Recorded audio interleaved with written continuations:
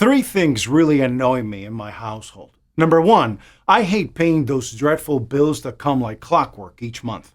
Number two, more and more of the devices, electronics, vehicles, and appliances in my home are powered by batteries, and I just hate constantly having to replace these batteries.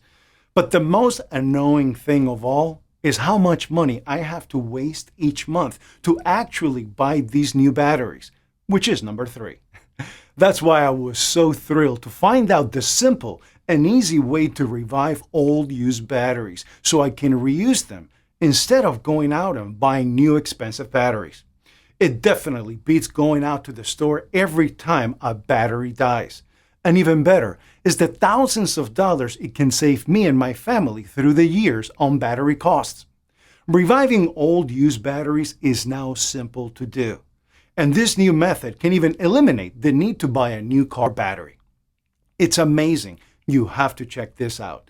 If you want to learn how to revive old used batteries, click the link below now. Stop wasting money buying new, overpriced batteries. Instead, click the link below now and learn how to recondition and reuse your old batteries.